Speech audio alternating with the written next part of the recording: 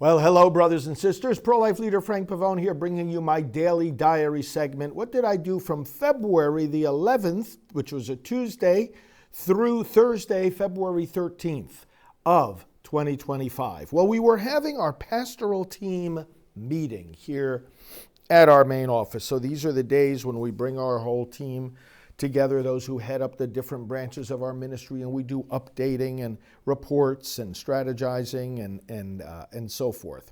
So we started with those meetings on Tuesday morning. Of course, as usual, I was up early doing some desk work and preparing for the day. And then at 8:30, we convened our full staff here in person and then via Zoom.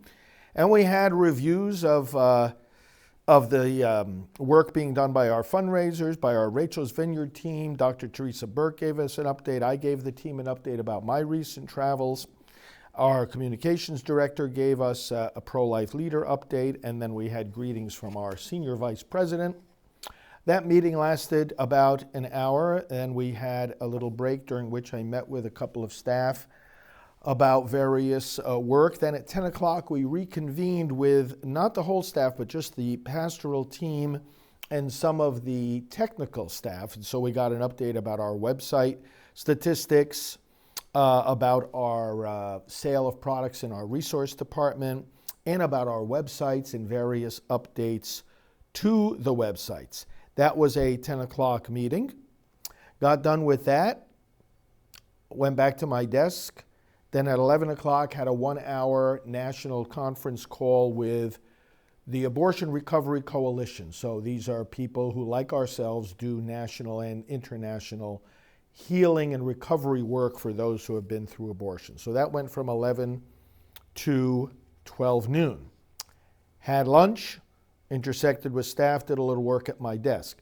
During these work times at my desk, some of the topics I had to deal with via email had to do with preparing an action alert for our subscribers, working on the pastoral team's schedule, working on the 30 Years Accomplishments booklet of Priests for Life that you'll be seeing soon, deploying an ad about the man is a man, a woman is a woman, and a baby is a baby. Finance department to director meeting, security protocols, communication with our staff. That's about making sure passwords are updated and properly secured, etc.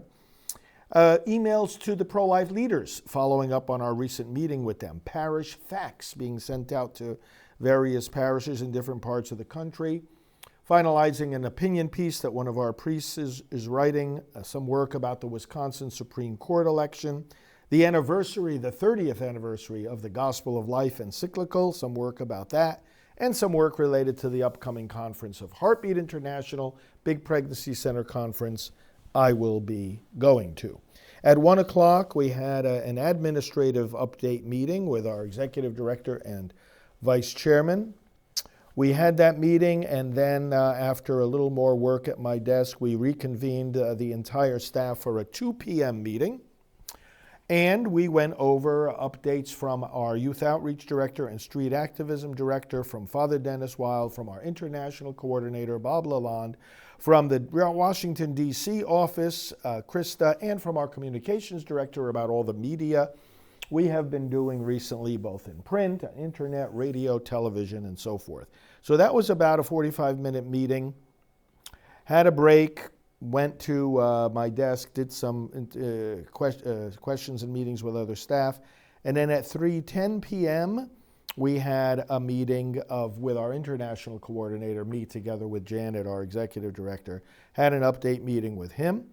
After that meeting, had an update meeting with our communications director and website coordinator and executive director, again, going over projects, plans, updates, and so forth. So that brought us into the late afternoon, and I started to get end-of-day updates from various staff, went through those, took my daily walk, did some phone calls, had some dinner, and then at 8 o'clock had our national election Zoom call, our election volunteers. So Janet and I got on that call, and we did some updating regarding election activities. That was Tuesday, February 11th. On Wednesday the 12th, the pastoral team meeting continued.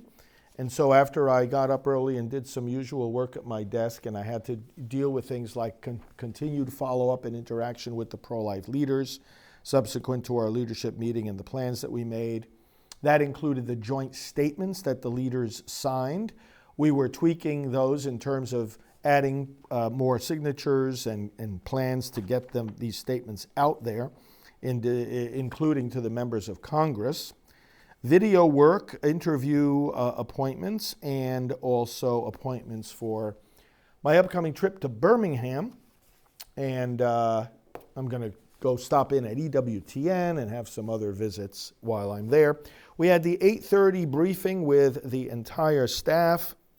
We did some intersection with staff individually for plans and projects. Then at 10 a.m., we had a continued meeting with just the pastoral team about our book reading. So we make sure that we all read one of the latest books, one or another of the latest books of the pro-life movement. We give them all that reading, and then we discuss it at each meeting.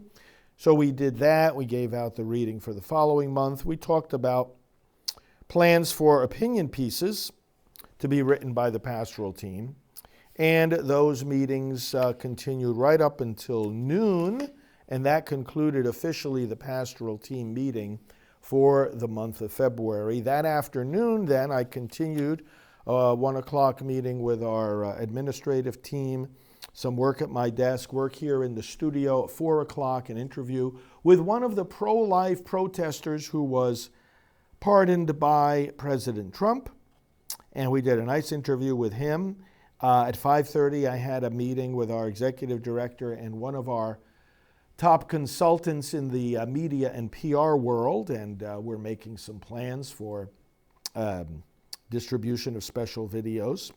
Right after that call, which was from 5:30 to 6, I came back in here to do a Skype interview, a national interview on Real America's Voice. That worked out very well. As soon as I got that interview done, took a ride to one of my favorite seafood places about 20 minutes away, had a nice dinner there, and on the way back stopped over at the office of our executive director. I did a little evening work there and then came back here to Titusville, to our office. And then Thursday the 13th, that day, some of the things I had to deal with at my computer with desk work involved an article for Life News, following up with various guests for whom we did interviews. Plans for prospecting. This is a constant activity. You know, when you're raising funds, you always want to get new donors and prospective donors, so that's where the word prospecting comes in. Let's see. Did also some work in terms of communication with some of our friends in Congress and making some plans for that. And also more follow-up and distribution of the joint statements that the pro-life leaders signed on to when they were here for our meeting. Then I had a visit from Father Dave Dybel. Now, you may recognize that name if you followed my story in terms of our need to defend our work against some in the hierarchy who over the years have been opposed to it for reasons they still fail to explain. But this is our canonical advisor. So he came for a visit. It had been a while since I saw him in person. And we spent some time in my office just going over things, talking, among other things, about the restoration of my priestly ministry and what we have to do with the Vatican. We basically have to make a request of the Pope, and we'll do that once there's a new Pope. And we talked about a lot of the how-to of that and what the possible timetables are, the things that have to be in place when we make that request. And so it was a good meeting. And we also talked about a lot of other matters in terms of the continued growth of Priests for Life.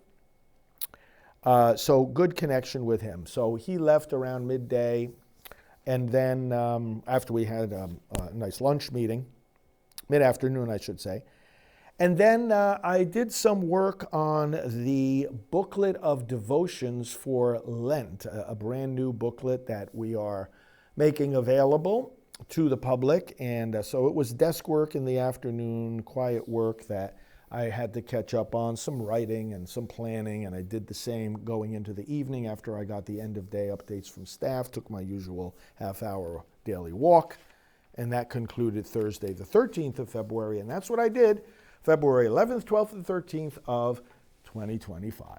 Hope your days are going well, and we'll be back with a lot more Daily Diary updates. Thanks for tuning in to us as always. Blessings to you as we all work for the unborn. God bless. Hi, this is Dr. Teresa Burke, founder of Rachel's Vineyard and pastoral associate of Priests for Life. So many people need healing from the wounds of abortion, but don't know where to turn. They live in pain and shame and despair. You can bring hope to their lives by letting them know that there are people ready to help them find forgiveness and healing. By going to abortionforgiveness.com, you can find the healing ministries closest to where you live simply by entering your zip code. You'll find our Rachel's Vineyard retreats there, as well as other good programs. This is a great tool to help with your pro-life groups, schools, and churches. Go to abortionforgiveness.com today, and please help us spread the word. Hello, I'm Sam Brownback, and I've worked alongside Father Frank Pavone for many years on the cause of life. He's a true champion, and the Priests for Life have been wonderful champions of this great cause, of the cause of human dignity of every human at every phase of life, from the very first moment of conception until its natural death. The human species, the human person, each and every one are full of dignity, priceless in value, and Priests for Life stand for that. Join their work with them, work alongside them in this battle, this incredible battle, this fantastically important battle for life in the United States. We've got to win this fight. Join them.